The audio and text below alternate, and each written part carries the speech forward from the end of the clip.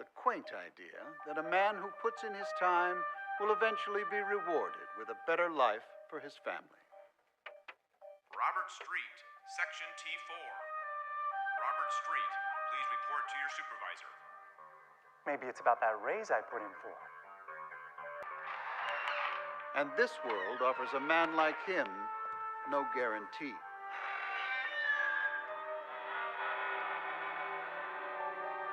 What's going on? I was told the new boss wanted to see me. I am your new boss. But that can't be. I don't understand how... I'm afraid I have some bad news, Robert. We're going to have to let you go. You can't fire me. Yes, I can. Oh, and one more thing. We'll need you to train your replacement.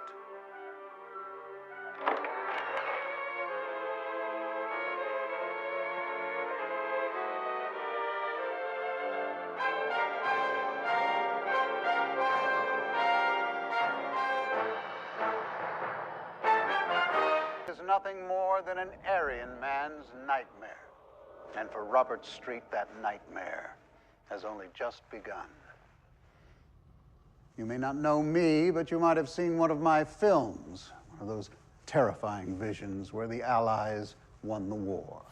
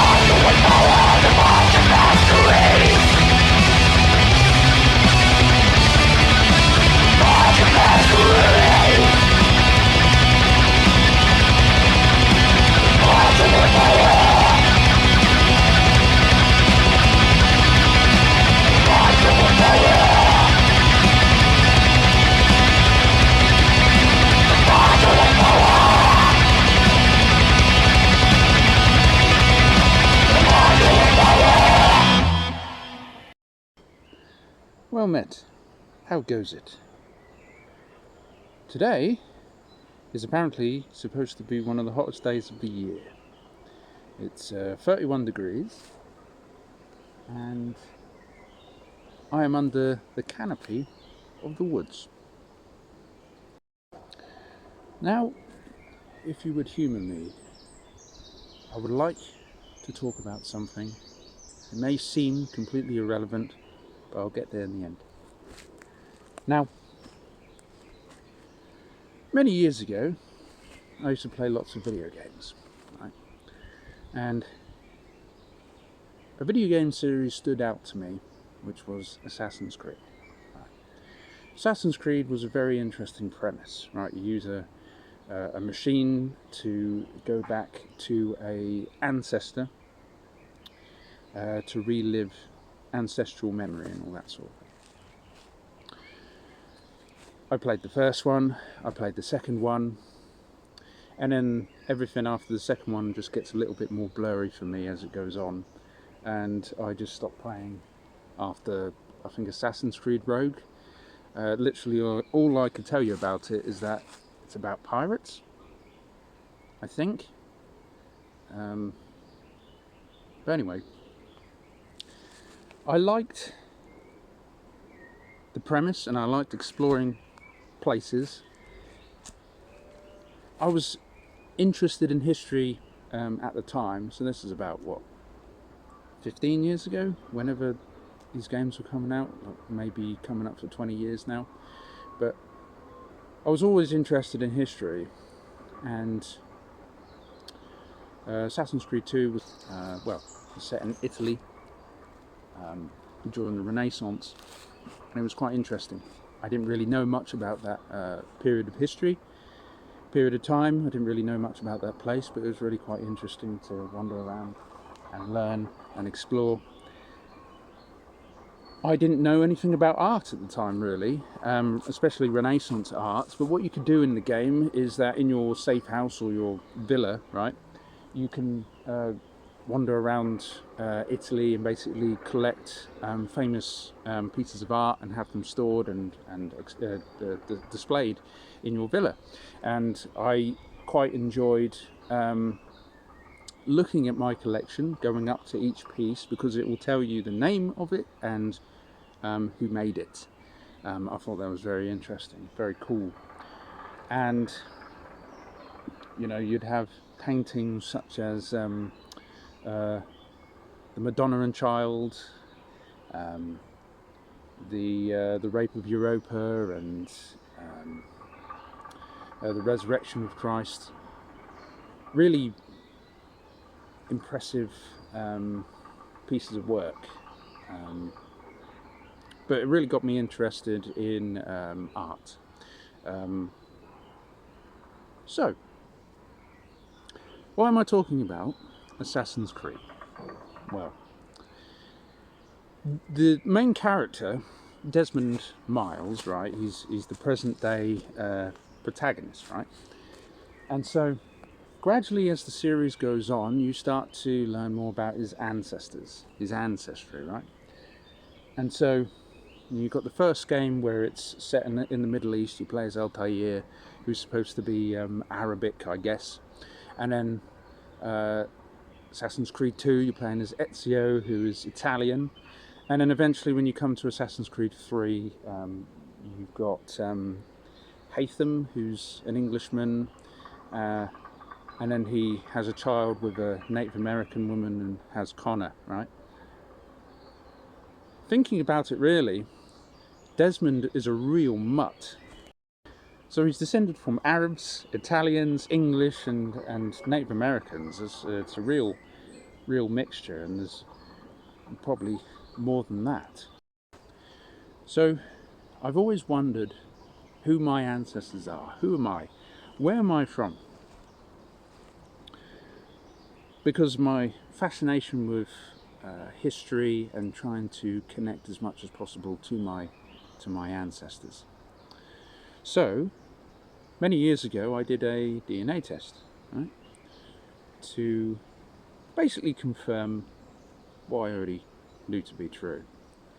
What I could gather from my grandparents is that, as far as they were concerned, we're English and we were always Church of England, right? But you never know what could be hiding, right? So I assumed that I would see probably a large portion to be English, maybe a little bit from the neighbouring countries as well, a little bit from Wales, Scotland, Ireland, and of course maybe bits from the continent, maybe a little bit from France, maybe a bit from Germany, the Netherlands, and maybe Scandinavia, right? So my results basically said that excluding the French and the the Netherlands, as there doesn't seem to be any. But it's exactly what I expected. So for me, the results are that obviously about 79% English from the southeast, right? So then you've got 7% Welsh, 4% German, 2% from Iceland, 1% from Norway, and then there's 3% from Scotland and 4% from Ireland, which is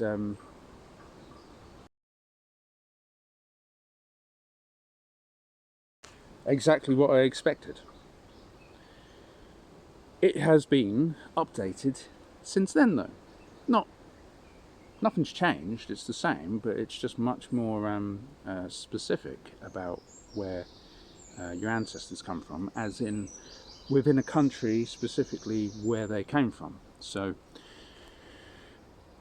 as for the English portion, it's been sort of split, right? It now identifies that a big bulk of the English DNA is from places like Kent, Surrey, Sussex, Hampshire, the Isle of Wight, but also, so that's the southeast portion, but also a good 11% is from the West Midlands. Now, I'll explain why that is in a moment.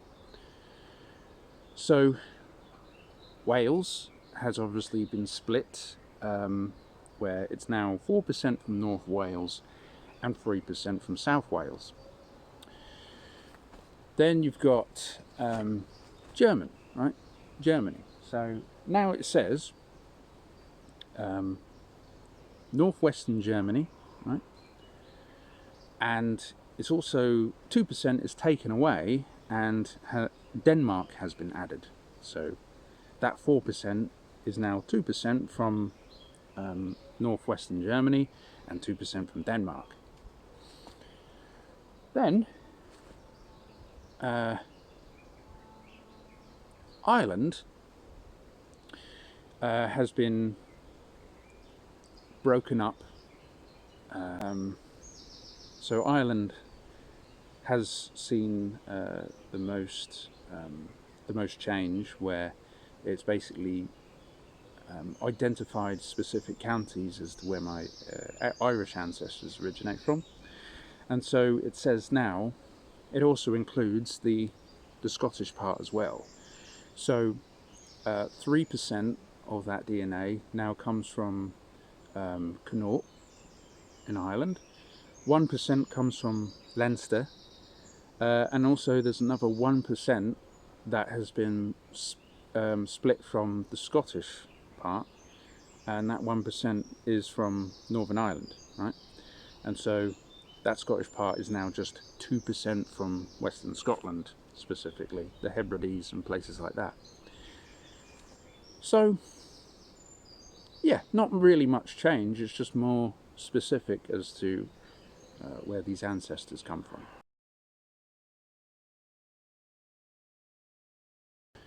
So what I've been able to identify is that what I get from each parent is that obviously both parents are mostly English, but from my father I get the whole West Midlands part, right? And of course all of the Welsh part and all of the Irish parts as well, and also the Scottish. And from my mother I get obviously mainly English and the tiny bits of Scandinavian and Northwest Germany and Denmark, etc. I get from her. So I've created a family tree based on records I've been able to find, and you can only really go back as far as about 1500. If you're not of any kind of nobility or Norman royalty, you're going to struggle to find any more records before 1500, which I have. I've basically been able to find as far back as like 1534. That's really as far back as I can go. And by the looks of it, there is no sort of nobility, no French or Norman lineages or anything, just plainly mainly Anglo-Saxon ancestry, as my last name is also Anglo-Saxon in origin. So in my father's lineage, so on his father's side, at some point going back in the generations, you know, there was a man who, a direct ancestor of mine, who married an Irish woman, and that's where Irish enters the gene pool. And this is what I managed to learn from records as I've been creating my family tree. From my father's mother, now her family, paternally, they come from Shropshire originally, and at some point a man married a Welsh woman, and so that's when Welsh enters the gene pool. So that's what I've been able to basically understand, what I get from my father's side. So when it comes to my mother, I have no idea when these bits and pieces of Scandinavian and also German, when they entered the gene pool, because there is nothing in the records at all that suggests when that was. But I'm going to assume, safely assume, that they entered the gene pool probably during the Viking Age. When it comes to physical characteristics in my immediate family, we all look completely different. We don't even look related at all. So I have a straight Nordic nose, right? No one else seems to have that.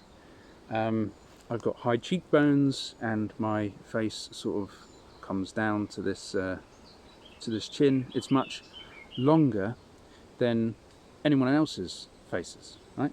You look at my youngest brother, he's a very round face. I suppose you could say a little bit Welsh looking. My middle brother, however, he looks like a mix between the two, right? Anyway, so obviously I have blue eyes and red hair, and I'm quite tall. My middle brother, he's decently tall, you know, he's about 6'1". He has green eyes, but sort of dirty blonde hair, you know, not like really brightly blonde, but sort of a darker blonde colour. And a strange sort of nose, kind of like a sort of a bulbous nose. It's nothing like mine at all, right? My youngest brother, you see, he has he's much shorter. He's only what, 5'10", and he, like I say, has a much more rounder face. He resembles more of a Welshman, and his nose is really quite small, right? He has brown eyes and very dark hair, right? Now my parents, they also look really quite different, but my mother and my youngest brother share exactly the same nose.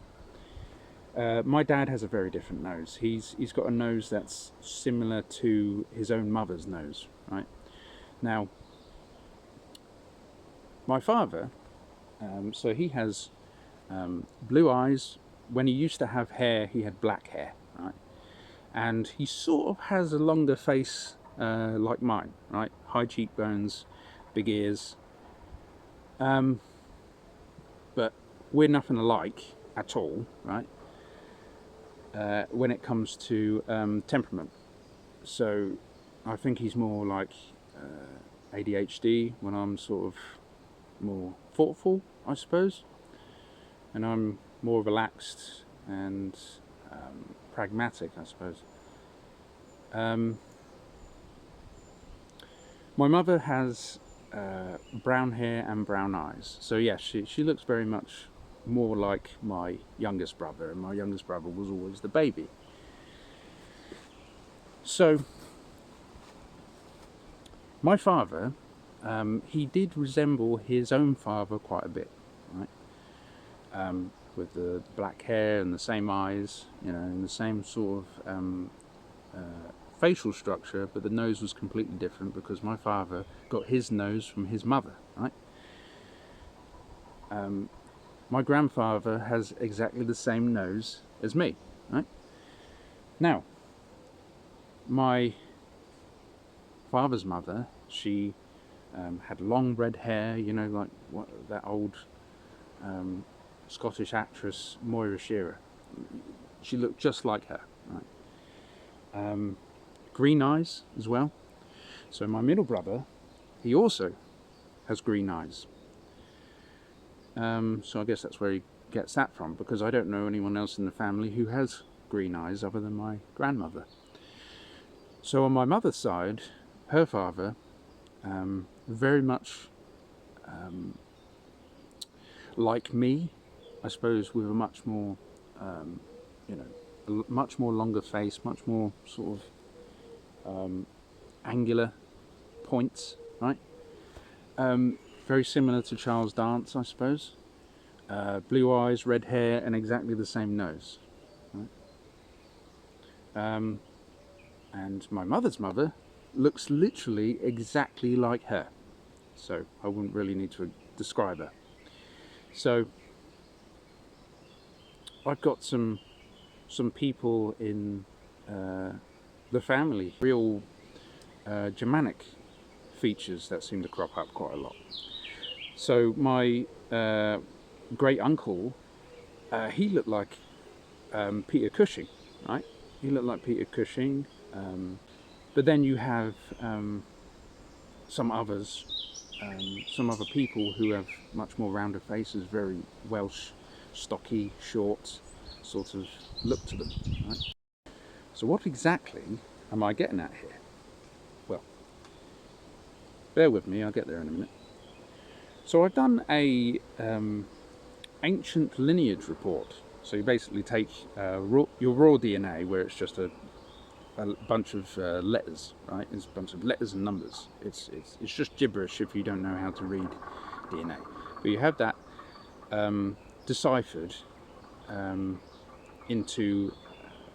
So basically, it compares your DNA to ancient groups. Okay. Because you never know what could be hiding. So what I assume to find in that report is that most likely a mixture of Celtic and Germanic groups, right? So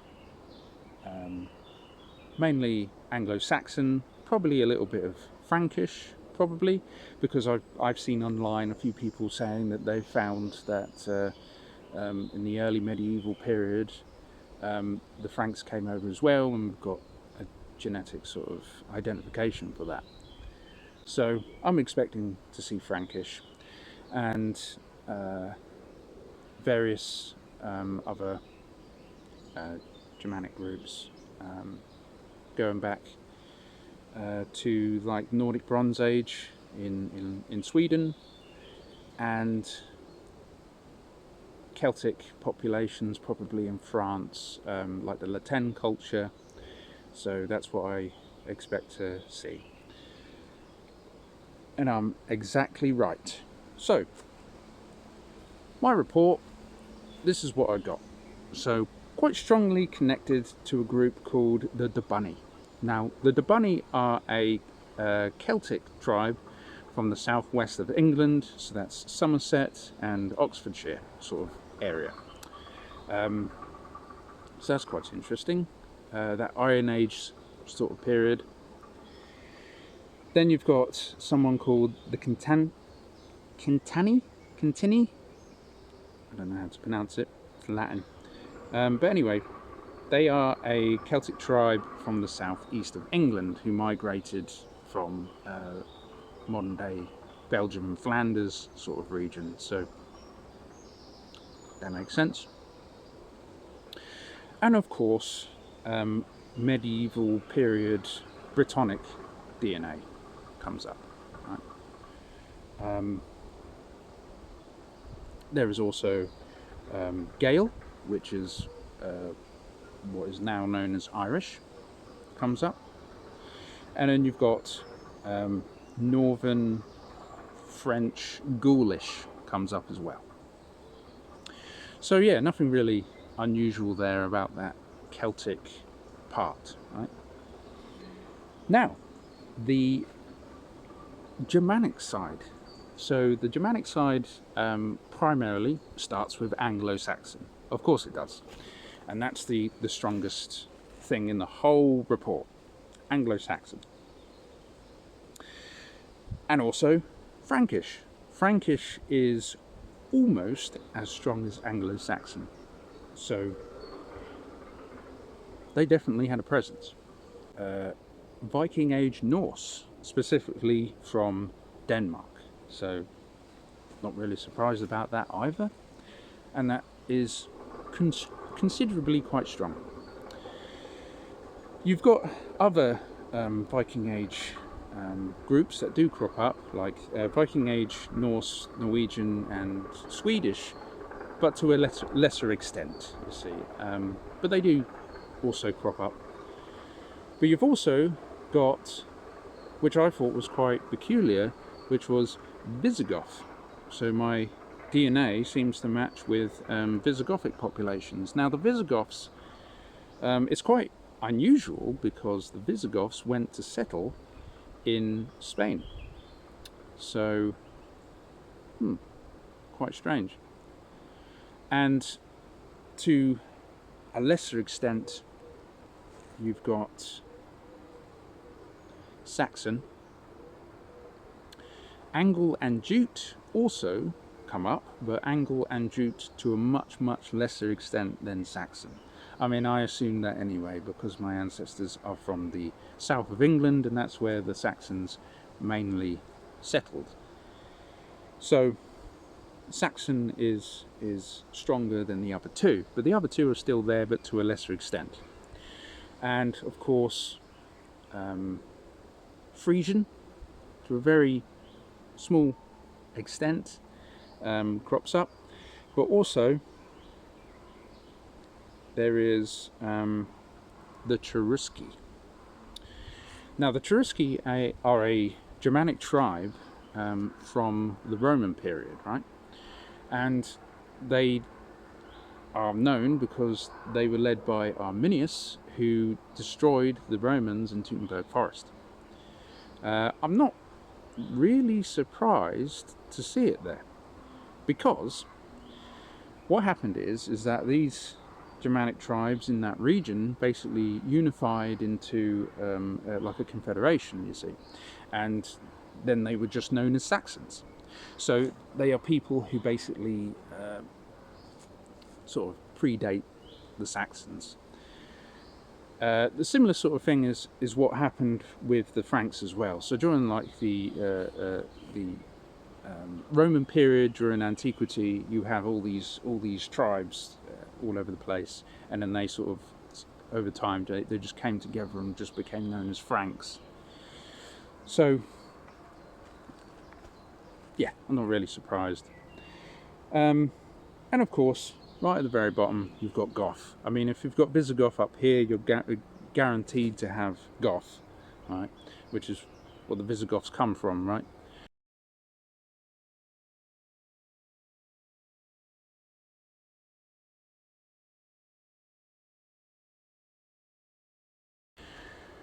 And so it also shows you a map of where your ancestors were basically concentrated. And so it also tells you a list of burial sites that your DNA matches with. So yeah, all over Britain, not so much in Scotland, quite a bit in Ireland, quite a bit in northern France, Germany, the Netherlands, Denmark, Norway, Sweden, and as far east as the island of Gotland off the coast of Sweden, and basically nothing in the south of France, nothing in Italy, nothing in Spain or Portugal or Eastern Europe or anywhere else. So that's where my ancestors are mainly concentrated, you know, so the northwest. I am a native to the northwest of Europe. So apparently, I don't know how true it is, but apparently there's some English people who have a sneaky group hiding away in the genome, which would be like medieval Ashkenazi Jewish and an even more ancient Middle Eastern Semitic population as well. I don't have that, like, at all. That doesn't crop up at all for me. But there's some unfortunate souls who might have that. Hello, yes, I just wanted to quickly interject here. So what I'm talking about specifically is the thing that's been going around for a little while, that this hidden Jewish DNA is supposed to be the lost tribes of Israel who came to settle in Britain, which is quite clearly bullshit, but I don't know why, but some people like to believe, like to think that they're something else that they're not. Like, just be happy with who you are. Your own ancestors are more interesting than someone else's. Apparently in medieval times there was a West African population who came and settled in England, and so there is a large amount of modern day English people who have sort of a West African lineage because of that.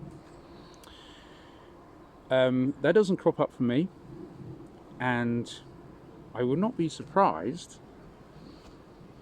if this turned out to be completely fabricated. Now, when I was young, it used to be about fact, right?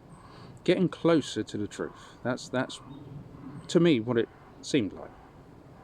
But gradually over time, over the next few decades, it became more about feelings than the truth. So you would have bullshit that would come out every so often, because people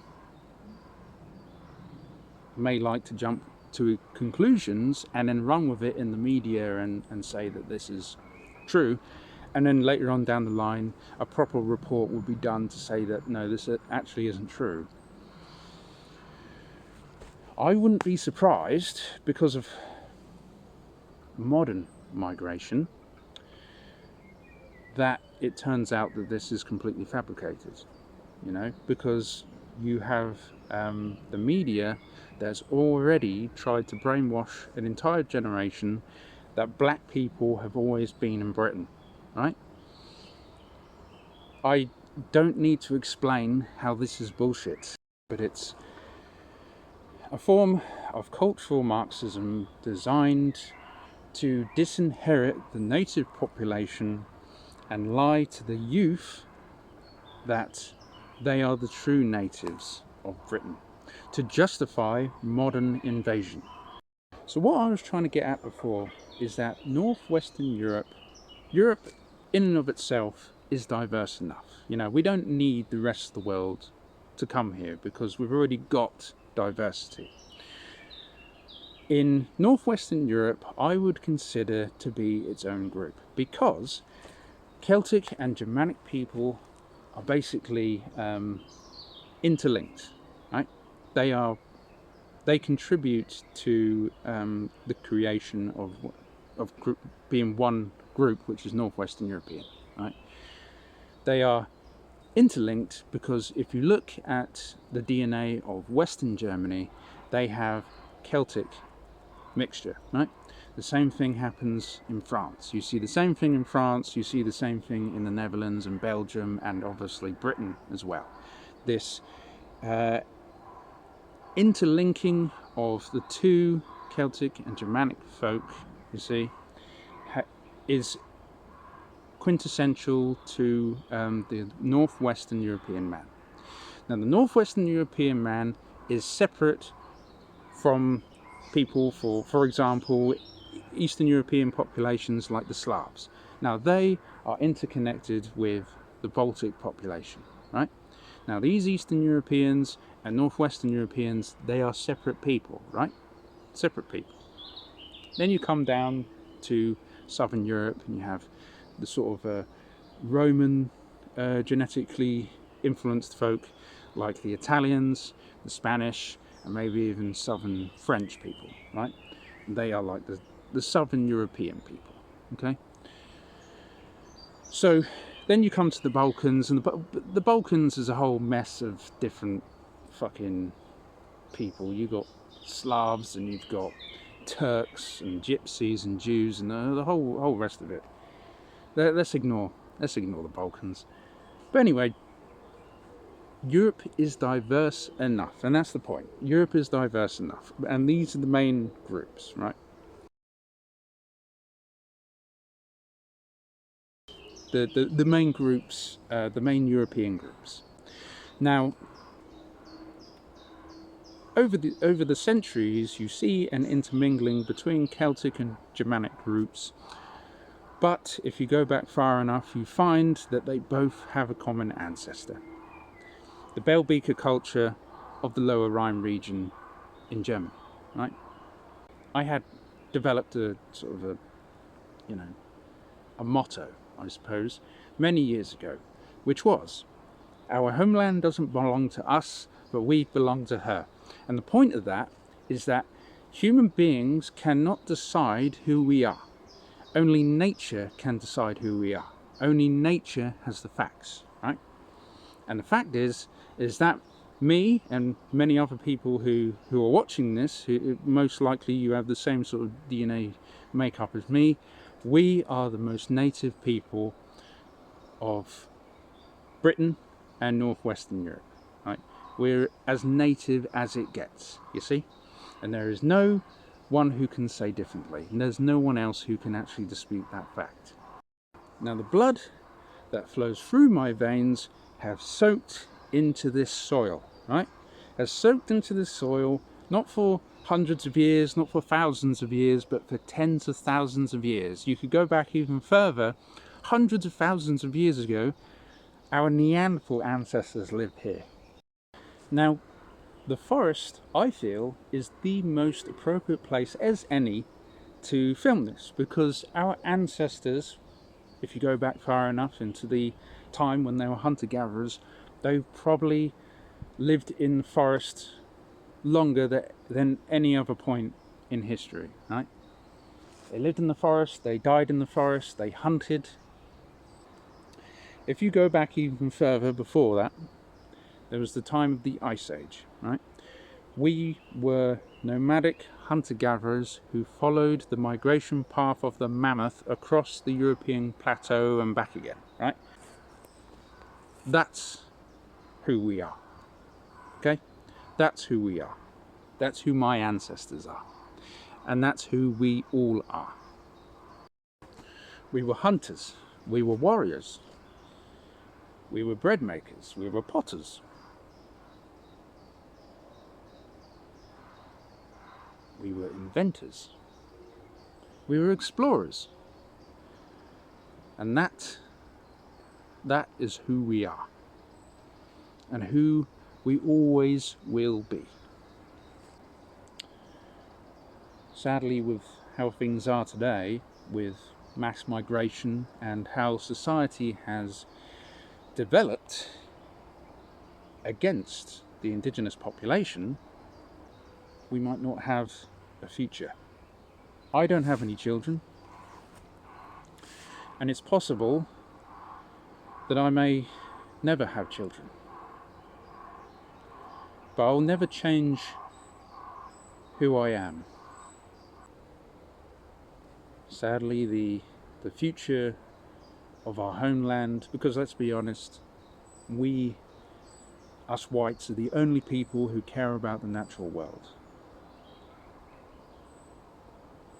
When we disappear, there will be no focus on conservation. The rest won't give a shit. And sadly, by the looks of it, bloodline will end. It will just end, and our people and everything that we've accomplished throughout all of human history, our presence in this world will just fade away. And how things are now, we're not to blame. It has all been designed in a certain way that I can't seem to figure out how to break free from it. I'll never change who I am, and if that's how it's supposed to be, and I'm not supposed to have children and the lineage isn't supposed to continue, then the native folk will fade with us. And that's a real tragedy.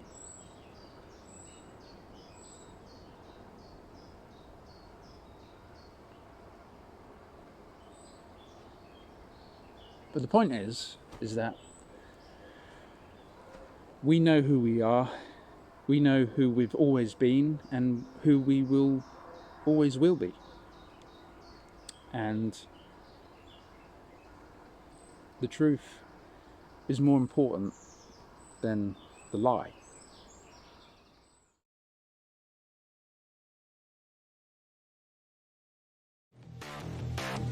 The sun is actually white rather than yellow. It is atmospheric scattering that causes the sun to look yellow, orange, or red at sunrise and sunset.